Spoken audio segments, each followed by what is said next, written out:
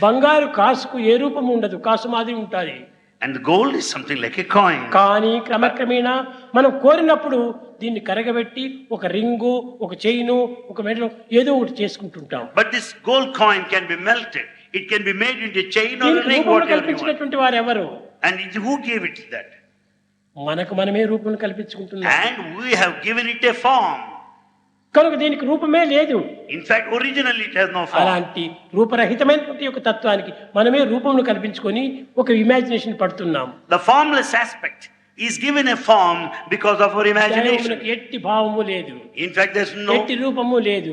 God has no form and అందువల్లే attributes. నిర్గుణం, నిరంజనం, సనాతనం, నికేతనం, నిత్య శుద్ధ బుద్ధ ముక్త Nirmala స్వరూపిణం. God is immortal, pure, unpolluted, formless, attributeless. కానీ నీ తృప్తి నిమిత్తమై ఒక ఆకారం కావాలి.